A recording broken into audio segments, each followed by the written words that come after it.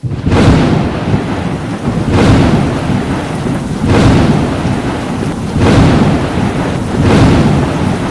આપ જોઈ રહ્યા છો જેકેએસ ન્યૂઝ ગુજરાતી। વાત કરીએ તો ચક્રવાતી શનિવારે સવારથી જ તેવર બતાવવાના શરૂ કર્યા છે। સમગ્ર વાત કરવામાં આવે તો આગળ વધી રહ્યું છે વાવાઝોડું।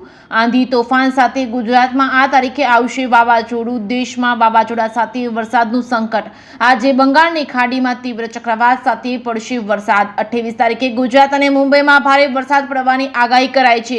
બંગાળ અને બાંગ્લાદેશ તરફ રેમલ આગળ વધી રહ્યું છે, ત્યારે બંગાળની ખાડીમાં સર્જાયેલું ડિપ્રેશન ગંભીર ચક્રવાતની તોફાનમાં ફેરવાઈ શકે છે। રવિવારે મધ્યરાત્રિની આસપાસ તે 120 કિમી પ્રતિ કલાકની ઝડપે ફૂંકાશે। બંગાળ અને બાંગ્લાદેશના દરિયાકાંઠે અથડાશે, જેના કારણે બંગાળ અને ઉત્તર ઓડિશાના તટસ્થ જિલ્લાઓમાં ભારે વરસાદ થશે અને મોન્સૂન સિઝનમાં બંગાળની ખાડીમાં સર્જાયેલું આ પ્રથમ ચક્રવાત છે। ઉત્તર હિન્દ મહાસાગર ક્ષેત્રમાં ચક્રવાતના નામકરણની સિસ્ટમ અનુસાર તેનું નામ રેમલ છે, જે ઓમાન દ્વારા આપવામાં આવ્યું છે।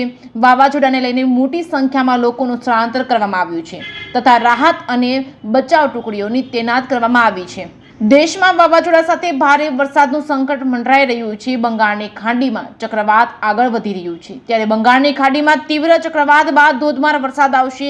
આજથી 27 તારીખ દરમિયાન વાવાઝોડા સાથે વરસાદ પડશે, જેમાં આજે અરુણાચલ પ્રદેશ, આસામ, મેઘાલય સહિતના વિસ્તારોમાં વરસાદની આગાહી કરાઈ છે। જો કે ચક્રવાતની અસરના પગલે તારીખ 28ના રોજ ગુજરાત, મુંબઈમાં ભારે વરસાદ થવાની શક્યતાની આગાહી કરવામાં આવી છે। હવામાન વિભાગનું કહેવું છે કે સમગ્ર સપ્તાહ દરમિયાન ભારે વરસાદ પડી શકે છે। 25 મેના રોજ ઉત્તર અને દક્ષિણમાં 24 પરગણાના કેટલાક ભાગોમાં, પશ્ચિમ બંગાળના પૂર્વ મેદિનીપુર જિલ્લા અને ઓડિશાના બાલાસોર જિલ્લામાં ભારે વરસાદ પડશે। આ ભાગોમાં વાદળાઓ 64.5 mm થી 115.5 mm સુધી વરસાદ વરસી શકે છે।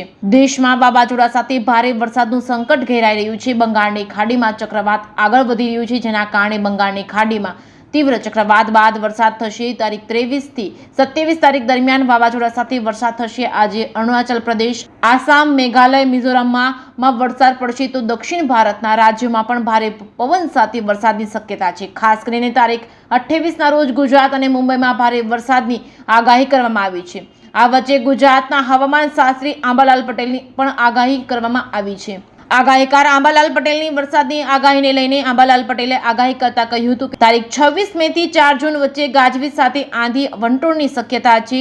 રોહિણી નક્ષત્રમાં રાજ્યના કેટલાક ભાગોમાં વરસાદની શક્યતા છે। 26 મે સુધી બંગાળના ઉપસાગરમાં ચક્રવાત સર્જાવાની શક્યતા છે। આ કારણે ચોમાસું પણ વહેલું આવશે।